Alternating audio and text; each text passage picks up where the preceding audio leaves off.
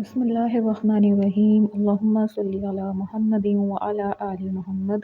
अस्सलामु अलैकुम व रहमतुल्लाह। तमाम तारीफ़ें अल्लाह रब्बुल आलमीन के लिए जो तमाम जहानों के परवरदिगार हैं। बाद अल्लाह रब्बुल इज़्ज़त की तारीफ़ के लाखों करोड़ों दुरूद व सलाम बजानिब ख़ातमुन नबिय्यीन हज़रत मोहम्मद मुस्तफ़ा सल्लल्लाहु अलैहि वसल्लम पर अल्लाह रब्बुल आलमीन का बहुत बड़ा करम कि उन्होंने हमें अपने महबूब ख़ातमुन नबिय्यीन हज़रत मोहम्मद मुस्तफ़ा सल्लल्लाहु अलैहि वसल्लम का उम्मती बनाया। किताब खुशबोए सलात व सलाम, मुसन्निफ़ हाफ़िज़ मोहसिन ख़ान। हज़रत इमामुद्दीन मियाँ ताज मोहम्मद मतवतन मौज़ा शाह आज़म मज़फ़ा तोंसा शरीफ लिखते हैं कि एक मरतबा एक नौजवान जिसका नाम मकबूल था, जो कि बदकिस्मती से नाबीना हो गया था, फ़ख्र औलिया हज़रत ख्वाजा मोहम्मद बिन सलमान तोनसवी रहमतुल्लाह अलैह की खिदमत में ये नौजवान हाजिर हुआ और अर्ज़ गुज़ार हुआ कि हज़रत नाबीना हूँ, मेरे लिए दुआ फरमाएं कि रब करीम मुझे रोशनी चश्म अता कर दे। आप रहमतुल्लाह अलैह ने फरमाया, मियाँ दुरूद शरीफ पढ़ा करो। कहने लगा, दुरूद शरीफ तो मैं पहले भी पढ़ता रहता हूँ।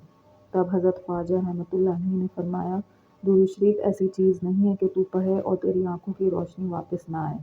चुनाचे इस नौजवान ने कसरत से दुरूद शरीफ पढ़ना शुरू कर दिया और जब 9 लाख मरतबा दुरूद शरीफ मुकम्मल किया तो रब्बे ताला ने इसे बिनाई लौटा दी।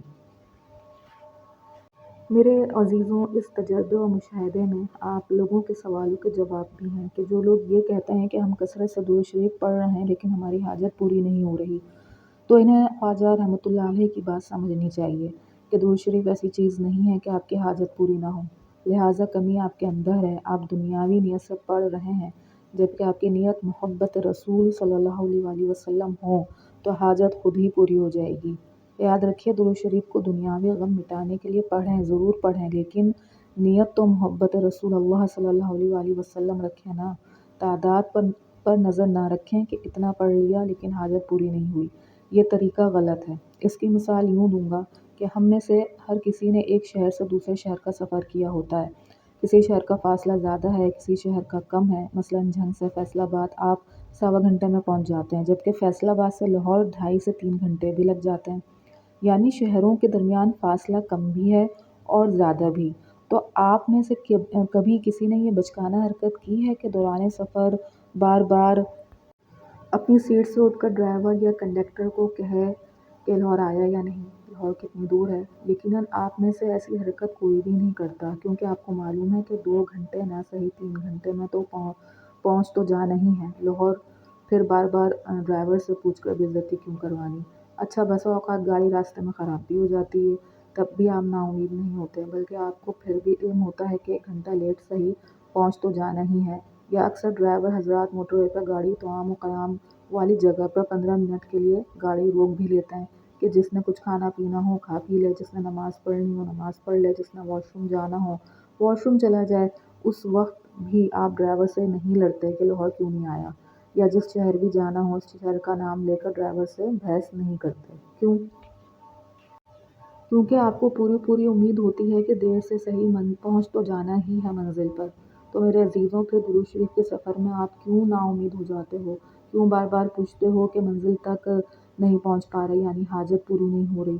अपने शहर जाना हो तो गाड़ी 1 घंटा लेट भी पहुँच जाए, आप नाउम्मीद नहीं होते, लेकिन दुरूद शरीफ के सफ़र में आप नाउम्मीद होकर बार बार दुरूद क्यों तब्दील करते हो?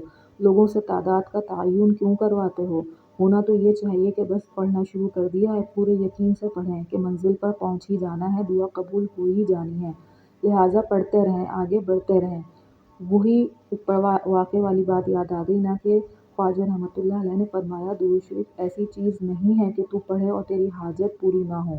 फिर इस नाबीना ने पढ़ना शुरू किया, 9 लाख की तादाद पर जाकर इसकी हाजत पूरी हो गई। वो नाबीना कहीं रुका? क्या बारहा ख्वाजा रहमतुल्लाह अलैह को कहा कि इतना पढ़ लिया, हाजत पूरी नहीं हुई, बल्कि इसने दुरूद शरीफ का सफ़र शुरू किया तो आगे बढ़ता चला गया, कसरत से पढ़ता चला गया, यहाँ तक कि 9 लाख पर जाकर इसकी दुआ कबूल हो गई। आप लोग भी इसी जज्बे के तहत पढ़ें। बेशक तादाद मुकर्रर कर लें, कोई मसला नहीं, लेकिन बस पढ़ते जाएं, आगे बढ़ते जाएं। कहीं पर तो जाकर सरकार सल्लल्लाहु अलैहि वसल्लम नज़र करम फरमा देंगे।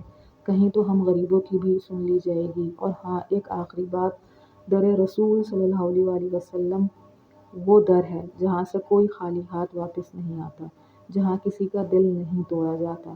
بس یہ روحانی سفر آپ کی ذات پر منحصر ہے، کوئی جلدی منزل پر پہنچ جاتا ہے، کسی کو تھوڑا ٹائم لگ جاتا ہے۔ تو آج کے اس پوسٹ میں 3 چیزیں کلیئر ہو گئیں۔